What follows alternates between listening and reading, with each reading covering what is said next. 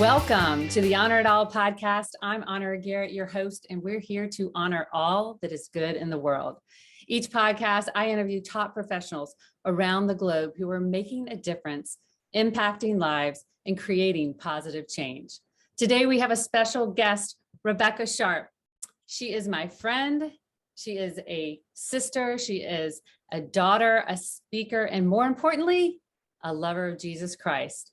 As a graduate from the University of Michigan and with a BA in communications, she now resides outside of Detroit, Michigan, working at Ford Motor Company's world headquarters.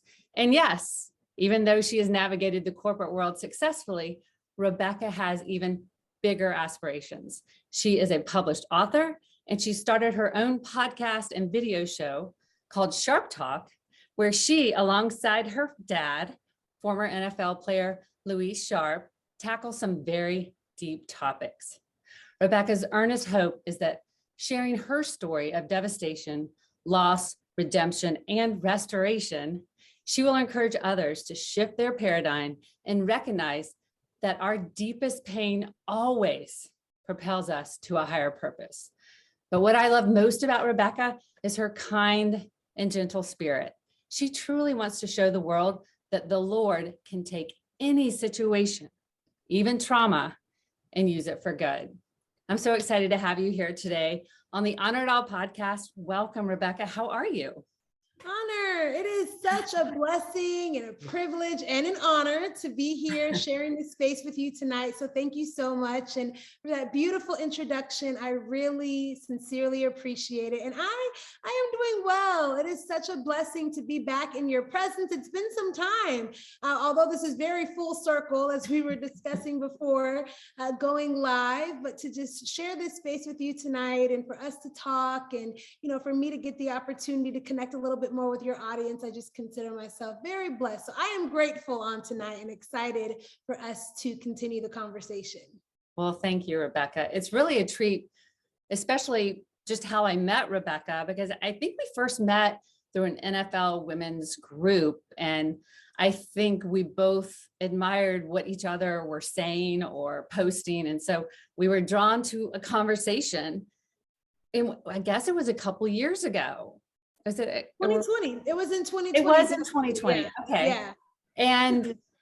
And it was the most amazing conversation. And I instantly knew that Rebekah was going to do big things. So I want to dive in. So are you ready? I am ready. Let's do this, girl. Okay. I like to get personal and fast and deep, quick.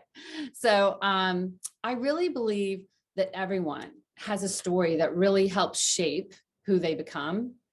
Can you give me a snapshot or a journey of your journey, especially as a believer, and how that has shaped who you are today? Absolutely. When I think about the definition of faith, it's the substance of what we hope for and the evidence of what we cannot see. And if I would have been caught up in what I could see as I navigated through life, I would likely not even be here today, and I would be without a lot of hope. So faith for me has been foundational to everything that I do. It's literally what has powered me forward and through some very dark and devastating moments in my life.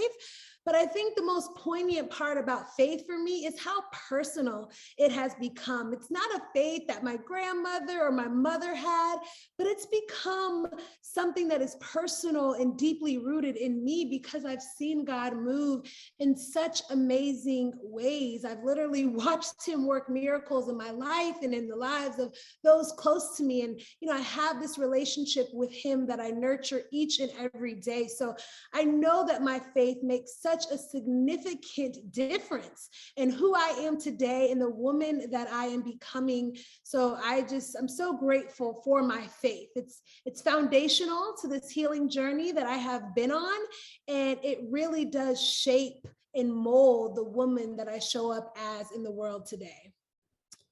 Well, that's so beautiful. And I think it's so important that you have this message and you share it, because most people look at anyone whose parents were in the limelight, or an actress, or a professional athlete, that boy, I would give anything for that. And people don't realize what happens behind the scenes, and that we're all human, and we all have our own struggles, and we're all going through something. The grass is not always greener, and we need to grow and learn where we are. Is there a pivotal moment? Is there anything that you want to share about your past, and then how were you always this strong in your faith, and what propelled you to have a stronger faith? Yeah, so I have learned that, God is always speaking, whether it be through the storms of our life, through the suffering we go through his scriptures, or even through his saints. And I just always honor you, because I recall when we did meet in 2020, and we were having this dialogue in a Facebook group, and then I invited you, because I've always been pretty gregarious and bold and reaching out to people and kind of doing cold calls, if you will, because I really do like to connect, and to have conversations and to just learn more, expanding my worldview. But we had a Zoom call, and I was just kind of talking and sharing a little bit about my story, still sort of struggling with some of the shame of my past and the things that I have endured. And you just stopped and you were like, Rebekah, I think that you're hiding. I feel like you have so much more that you can give the world, and you're just in the shadows. It's time for you to emerge. And literally, I think of the proverb, kind words are like honey, sweet to the soul and health to the bones. But truly, you literally shifted the trajectory of my life by just being kind. And I want to invite people into those moments. If God places something on your heart to tell somebody, or if you feel like that person could just use a little extra zhuzh in their day, it could literally be the thing that sets them on this path to fulfilling their purpose. And so it has been a journey for me, obviously, but meeting people like yourself, having an incredible community of individuals around me that believe in me, that pray for me, that encourage me, that challenge me and sharpen me. I feel like that has been a very pivotal component of my healing journey. And I always say, I stand on the shoulders of giants. I represent the sum of many parts, and community and individuals like yourself speaking into my life have helped the scales to sort of fall off of my eyes, and for me to really see myself through the lens of God, and to now just be pursuing my destiny in a more courageous and confident way.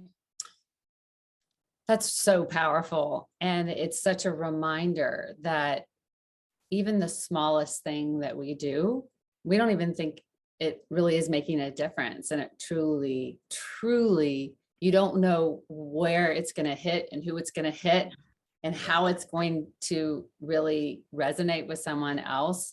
So I have learned over the past few years that if I have this, I don't know if it's an impulse or this intention, there's something, if I feel called to do something, I truly believe it's from the Lord, because if you take that, and if you don't do it, there's so many blessings that might not have happened because you didn't just do something really simple. And so that's such a great reminder. I'm so thankful that you brought that up, because I look at it as when we hide because we have shame or guilt or blame, or we believe that that my story is not good enough, or no one's going to like me if I tell my story, when the exact opposite is true. When you can relate to somebody, when you can stand in their shoes and have compassion and hold space for them and love them where they are unconditionally, that's powerful. So I love it. Thank you for saying that. And tell me, so what has that propelled you to do over the last year? Because I feel like a lot has changed in your life. So give us a rundown on some things that are happening for you. Yes, so many things are happening. I just consider myself truly blessed, to do a lot of what I have always felt in my heart, and, that tug in my spirit to do. I didn't know how I was going to get there because there were so many things and obstacles that seemed to be in the way. But now, I get to utilize my gifts and talents of writing and speaking, hosting, connecting, and inspiring. And I get to do that through the mediums of books and my podcast podcasts and, doing interviews like this, and even just like inspiring people at my job, and serving in different capacities throughout the relationships within my life. Like, it doesn't always, and I'm learning, it doesn't always have to be in the limelight and in front of the camera. In fact, some of the most poignant and powerful moments that I've shared have been one-on-one, or just with a small group of individuals. And so, yeah, getting the opportunity to just serve humanity in a greater way, utilizing the gifts that God has given me and feeling such a reward in that, like we talked about earlier, I used to hide and just feel like I was not good enough, and that if I really got naked, if I really became vulnerable and transparent, then it would almost like cast a shadow over who I am, because there was so many layers, right, of trauma and of brokenness and of pain and dysfunction in my life. But I realized that is my superpower, that is sort of the force multiplier in my life. And one of my favorite scriptures that I consider to be a life scripture is Genesis 50:20. And it says, what you meant for evil, God is using for the good and the saving of many lives. And I just love that last part, because it's like, yeah, not only is he taking it all and using it for a greater good, but he's also using it to save and impact and heal and restore other people's lives. And that's just what makes my baby leap and makes me come alive each and every day. Well, I know that you've taken some time, obviously, to write a book. Is that right? Yes. Now, is that a book about your life, or what, and what inspired you to write it? Yes, so I've actually written two so far. One was I co-authored, and that was my first one, as I was just sort of dipping my toe into the deep, right?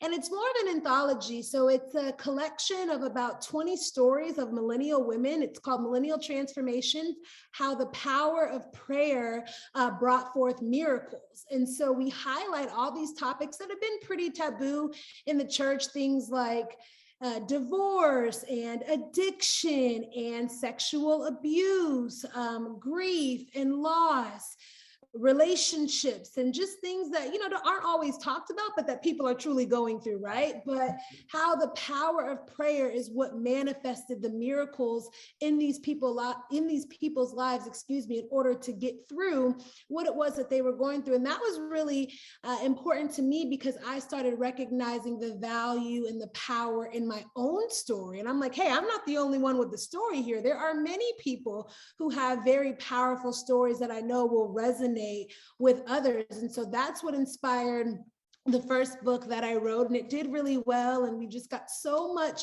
powerful and positive feedback from people who read the stories and who were able to see themselves through the lives of these, successful millennial women that really got transparent and vulnerable and shared from the depths of their heart. And then I wrote a second book. It's an ebook. It's called Truths from the Throne: 10 Keys to Prospering in a Pandemic. And that is actually a free ebook that is part of my website. So if you go to my website, www.rebekahsharpe.com, and you give us your email address, then you'll get a copy of this ebook. And for me, I don't want to be dismissive or punitive to the tremendous loss of life, loss of freedom, loss of, this normalcy, right, that we all got so accustomed to with the pandemic. But God really did some remarkable things in my life, starting in the year 2020, when you and I had that conversation. And I felt this quickening and this urge in my spirit to talk through some of the keys that he really highlighted to me that I was utilizing during this time of the pandemic. And it was really propelling me into this greater place of prosperity that I didn't even realize was available to me. And it's not just monetarily, even though that was a part of it through a promotion I got on my job, but I was prospering in my relationships and in my prayer life, and, restoring things that had been broken in previous seasons. And my faith was becoming stronger. And so this was my opportunity to really capture what that journey looked like. And of course, use it to inspire someone else as we're all, navigating this time that we're living in with the pandemic. But that got, really great reviews as well. And people were inspired and, they were hopeful after reading it. And I think it just helped to bring a different perspective, right? Because there's so much negativity around these last 2 years, and rightfully so, but it's like God is still moving even in the midst of all the chaos and the calamity in COVID. And so I was really grateful to be an instrument to just bring forth that other perspective of what he was doing in the midst of it all. And if we can take everything that God gives us and literally just put it through the filter of goodness, something good comes out of it. I mean, I think about how we thought COVID was going to last 2 weeks, right? Well, I'll go back to school and work in 2 weeks. And all of my kids came home, and I have 4 grown kids, and they would not, and they worked from home or they did school from home or whatever it was. And we would have never, all of us, been together again like that for that extended amount of time. It was really a special time. So there is, but then I also recognize that for some people who were stuck in home and not in safe home environments, that it could be tragic. And so I really try to stay open and not, but even know at the depths of my soul, God has something that good that can come out of that, but it does not feel like it right now for some people. So I completely identify and understand that. But I know too, I wanted to touch on the fact that you and your dad, or I'm not even sure, you might have started it by yourself and then added your dad. I don't know how it all started, but tell us about Sharp Talk. And what is it? How can people watch it? And what is it all about? Yeah, wonderful. So, and that is part of one of the gifts that 2020 really brought into my life. So I had just moved back to Detroit from Pittsburgh. I had spent 7 years there working at Ford Motor Company. And so I came here January 2020, right before the axis of the world shift. I always say that. And so I was living with family, and it was only supposed to be temporary because I'm like, okay, I'm going to look for a place I was ready to buy now that I knew I'd be back home and establish some roots here. And then COVID hit, right? And so everything sort of shut down, and we were all, my father and I were living in the same place at the same time. And so it was almost like God forced us to spend this time together, but there was such healing virtue that came.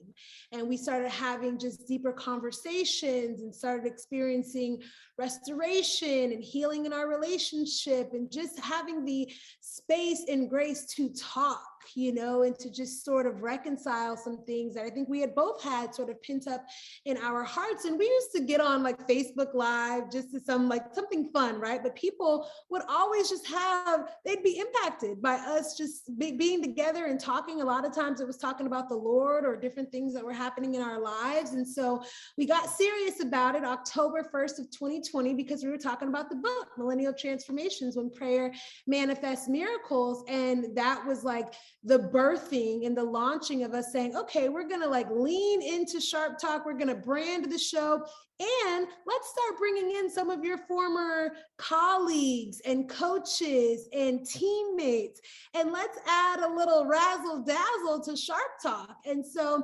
3 seasons in, we've been able to talk to some incredible individuals, Hall of Fame players, Olympic gold medalists, newscasters, basketball players. You name it, we've had them on Sharp Talk, and we've been able to really showcase the story behind their glory. So we're deep people because we've gone through a lot, right? And so It's not just, okay, we all know the accolades and the wonderful things that you have done. And of course we want to highlight those, but we also want to know more about your family life and what was going on behind the scenes, and how did you navigate, the stardom, right? And the success and the fame. What was that like for you? What kind of impact did it have on your family? Tell us a little bit about where you grew up. And so it really has been moving to just see people. I mean, we've had, these big football players. Well, not all of them are big anymore, but, just strong-minded, right? To play that game, you certainly have to be in tears on the show, right? Just because we gave them a space to really speak from their hearts.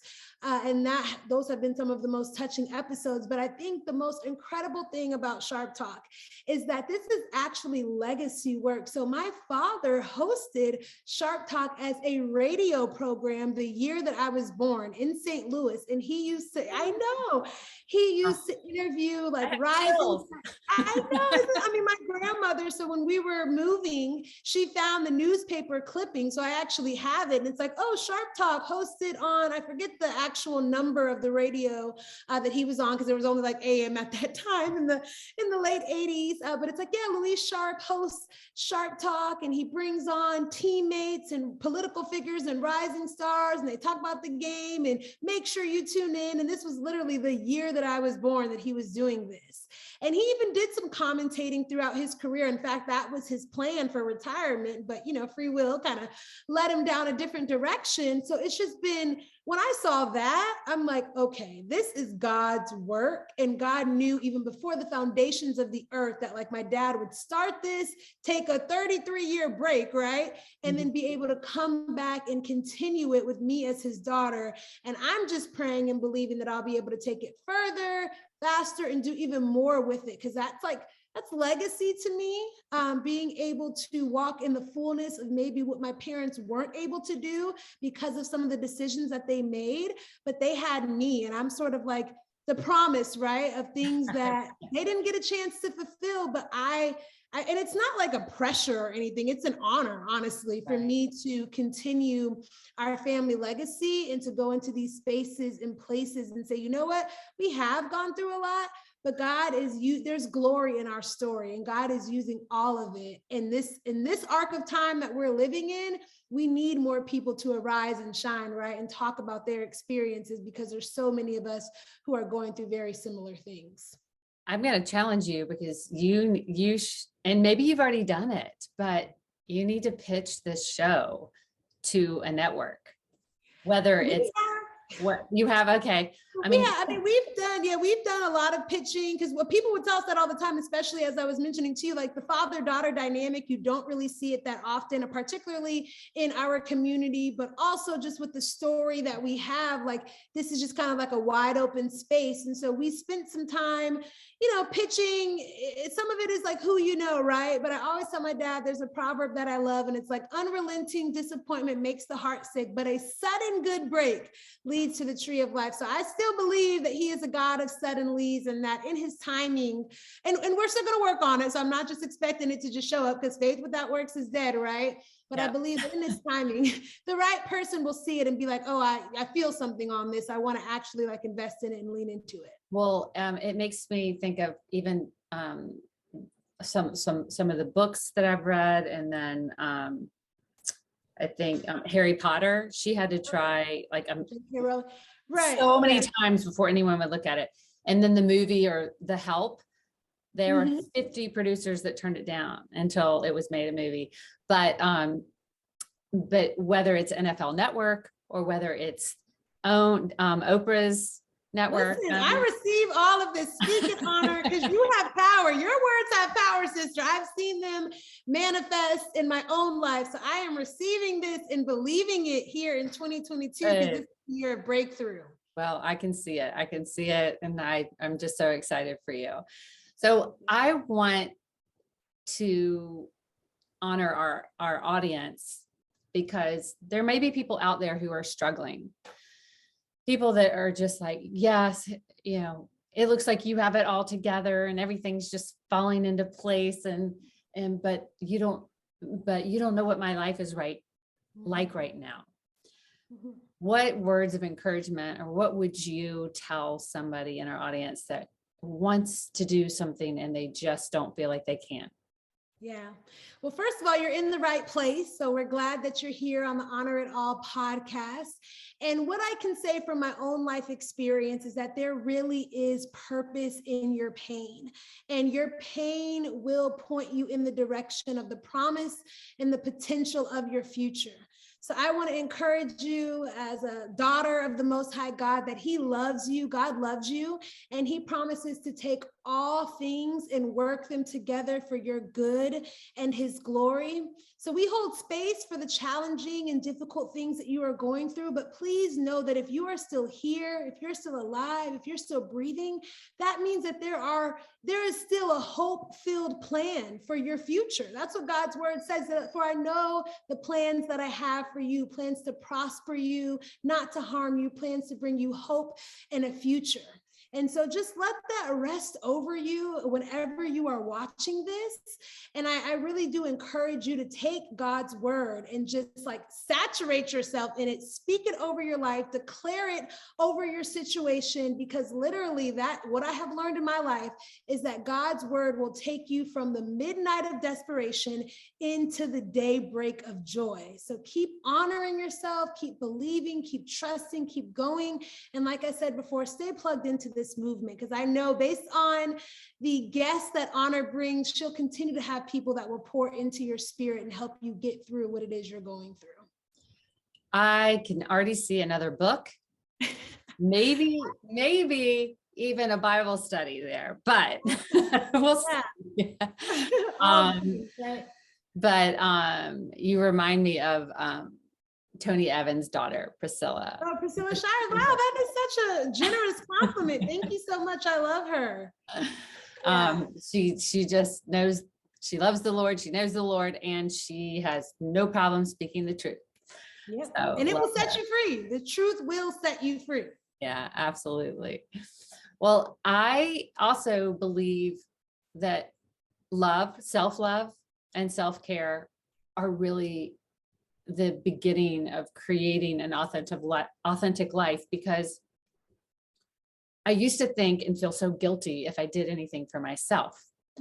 And now I realize that my life is a gift from God, that I'm even here and I'm breathing. I need to honor and take care of myself. And if I fill myself up with God's word and with taking care of myself, whether it's eating, whether it's exercising, whether it's filling my soul with things I enjoy doing, then I can serve from the overflow. Amen. So what's your take on that? Because it's such a tricky, self-care, and people go, no, that's selfish. Or is it self-full? And is it because you're thankful for what you have and you want to be the best you can to give forward? Yeah, amen. I'm with you, Honor. And by the way, congratulations, because I've seen you do like the no sugar fast, and I know that you really honor your body and everything that you put in it. So that is just incredible and such an inspiration. But I fervently believe that the most important relationship that we have is with ourselves. It's the one that we're going to have the longest, and it should be the greatest priority outside of God. And I think, like you said, when we love ourselves, we can love, serve, and impact everyone else in a greater way. And the world that we're living in today is exhausting. So there has to be at least one thing every day that you can do to lessen the stress of living in this arc of time that we are in. And that can be as simple as gratitude. What do you think? List 3 things that you're grateful for when you wake up in the morning, and then 3 things that you're proud of when you go to sleep at night. Like, self-care doesn't always have to be these extravagant trips or, buying yourself something new or taking yourself on a date. All those things are wonderful and you should absolutely do them, but we don't always have the resources, right, to make them happen. We live very busy lives, but I think just prioritizing your heart and making sure that you are feeding your heart, that you are putting your heart first, as I said, and making sure that you are setting an environment where your heart can thrive, and you will be able to serve everyone else from the overflow of what you really fill yourself up with. So I think it's absolutely essential and critical that we take care of ourselves. Okay. And how do you start your day? If you are trying to get in the right mindset, do you have any tricks or hacks or just daily exercises that you do that really get you started on the right foot? Yes, absolutely. So for 2 months, I was going to Orange Theory every single day in the morning, which I love. I'm definitely like a morning person. I like to get my workout done first and foremost in the morning, and that just like sets me in the right mindset for the day. But now, and even before Orange Theory, I love the YouVersion Bible app. They have like the verse of the day, and I will always go to my phone to read the verse of the day and just allow myself to meditate on what God's word is saying. I'll also spend some time praying or listening to a worship song, and expressing gratitude, in those prayers. And that literally, like, I can tell if I did not do my morning routine. It makes such a difference in the way that I show up in the world. And also making my bed. Like, that is something that is so important to me. And it's funny because I remember as a child, that was never something that I like to do. But as an adult, it's just like almost like one of the first accomplishments of the day, right? Like, I'm making my bed, I'm caring for myself by making sure my space. And now, especially with spending so much time at home, that my space is tidy, that it's neat, that it's together. And so reading his word, praying, moments of gratitude, exercise, all of those things help to fill me up and really just curate the best version of myself that I can give to the rest of the world. That's wonderful. Yes, I make my bed every day too, because it just makes me feel good. Yeah. But I can remember as a kid, my mom would always make us make our bed. But because I didn't like to make my bed, I slept in a sleeping bag on top of my bed. Oh my gosh, are you serious? I did. It was always made. What would you do? It was always made in the morning. I would just fold it down to the bottom of my bed. Oh I'm so embarrassed to even admit that I used to do that, but yeah, I don't do that anymore. But so can you share, this is kind of a big question, but maybe you have something for me. What would you say is your biggest life lesson so far? Yeah, there's so many. I'm like, how can I just choose one, right? We've learned so much on this journey, but I think the biggest thing that I have learned today that I can say with conviction is that if you want to fly, you've got to give up the things that weigh you down. And the things that weigh you down are different for each and every one of us. But for me, it was really unforgiveness. And I recognize now that like unforgiveness truly is like drinking poison and expecting the other person to suffer. Forgiveness, on the other hand, is the greatest gift that we can give to ourselves. And unforgiveness was really weighing me down, and it was causing like a fog or a haziness in my ability to even see myself the way that God saw me. People had all these great things to say about me, but I'm like, I can't see that in myself. And I think it was the unforgiveness that was just causing these scales to be built up over time and keeping me living way beneath my divine privilege. And so I just think that forgiveness has been such an important part of my journey. And the fact that I am now I try to live in a perpetual state of forgiveness. And let me tell you, it's not easy. Sometimes it is a daily work, depending on how deep that wound is. But when you find yourself really striving and struggling with forgiveness, perhaps that's an indication that you're trying to do it in your own strength. And so in those moments, you really need to say, God, your grace is sufficient. And in my weakness is when your power is when your strength is perfected. So I'm asking if you could just join hands with me and let's walk into this forgiveness journey together. And I promise you, each and every time he will meet you in that place and he will give you that peace. He will give you that grace. He will give you that wisdom. He'll soften your heart when it's a true desire of your heart. And he will help you walk in a greater realm of forgiveness, which will ultimately, and has for me, enabled me to soar to new heights because I'm no longer holding on to things that are keeping me earthbound, right? I'm living in the light of his presence. And that unforgiveness is almost like we're not trusting God. Like it's not our job to hold a grudge for anyone, or it's lessening our own power. And when I say power, I don't mean control of our own life, but I mean power in that the divine power that God gives us to live this amazing life And we're pinching it off. We're just pinching it off by giving that resentment and unforgiveness towards other people.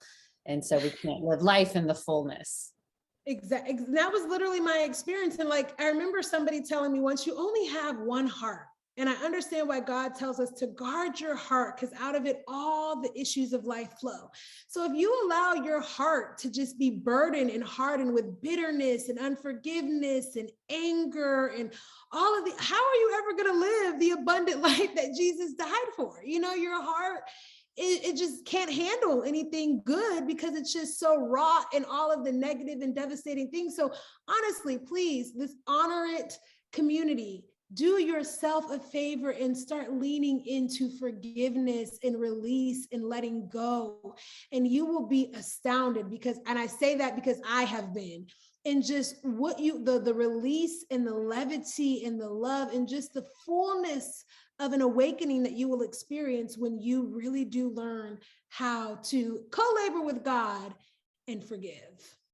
Thank you. Thank you so much for that share, because it's great advice and definitely life-giving. So two more questions I'd love to ask you before we go. But one, what's on the horizon? Do you have anything big or new that you want to share, or anything that you want to share with our audience? I will tell the audience, all of your information will be in the show notes, whether they're watching it on YouTube or on a podcast. I will have all that there. So if you want to get in touch with Rebekah, you'll be able to. But I'm just curious, is there anything that we need to look out for that's coming that you want to share with our audience? Yeah, so when I saw this question, of course, the first thing I thought about is like, well, what's on the horizon is a lot of greatness and glory. And if you read in Isaiah 60, he says that darkness is going to cover the earth and deep darkness over the people, but the Lord will rise upon us and his glory will appear over us. So he says, arise and shine because your light has come. And I just feel like I'm here to proclaim that message. Like, we see all of the craziness that's happening in the world around us, but we just cannot, we have to take heart, because God still wants to use us as his people, no matter where you are in your relationship with him. But like, there's glory that is attached to your life, and he wants to use you to be a light in the midst of dark places. And that's what I feel is on the horizon for me. And so definitely another couple of books, because I do still want to tell my life story. Also looking into some production measures. So we worked with a production company out of Pittsburgh, Pennsylvania last year and put together a pitch. And the Lord really just graced me to be courageous and to show up in a greater version of myself and make these pitches to some top executives at my company, Ford Motor Company. And it didn't go according to my plan, but I know that was just sort of a stepping stone, right? That was a seed in the ground. And so I believe that this year we're going to be able to water that seed in an even greater way and see the increase that will come forth from it. So I'm excited about that. I also host Courageous Conversations. So I have a video podcast as well, and I just interview inspiring individuals. Yeah, so it's funny because I actually launched it as a birthday gift to myself. Wow. I got all my friends together in my December of 2020. And I'm like, you know what? There's something that I want to share with you all. Of course, they're like, oh, are you pregnant? I'm like, I would literally need to be married. The Mary of this generation if I was pregnant. But no, I'm pregnant with purpose. And I've always wanted to have a show. And I used to think before I had the conversation with you that somebody had to come and give me a show. But it's like, you live in literally the social media driven digital landscape environment. You can create pretty much whatever you want to create, right? And whatever you would like to create. So yeah, it's called Courageous Conversations. And I did the first season all within like 2 months, which is crazy. And I think there were like 18 episodes. Wow. So I definitely, yeah. And it was just all of my friends, like everybody who attended my birthday party. Hey, I love it. Yeah, it was so kind. They were so generous with giving of their time. And so I'm looking forward to being a little more strategic, right? And asking people like yourself and others who are actually in this space, right? That are doing different things, that want to share more of their story. So I'm looking forward to season 2 of that. And then also, I recently became an ambassador, my father and I, for the Hall of Fame Behavioral Health Initiative, which has just been such a blessing because I feel like they speak our love language. So the initiative exists to raise awareness, reduce stigma, and to really transform culture around mental health, behavioral health, and substance abuse. And so it's been really a blessing to get a chance to connect with this initiative. And we've got some exciting events on the horizon that I am privileged enough to be a part of. And I just look forward to like sharing this message all over the world because I recognize how desperately we are in need of it in this time that we are living in. And so I feel really, really, really blessed to be a part of that initiative and to really be driving it forward as a player and family ambassador. I think that's amazing. I have a real heart for, I was helping, and I have actually a Facebook group called Loving Heroes That Hurt. And it's about people who have had CTE and brain injuries through athletics or other means, and really how to help those that need help and their families, because being a member of a family of someone who has brain trauma is really hard. And so, I'm, thankful that even though my husband played for a short time, he does not have those signs or have those signs yet.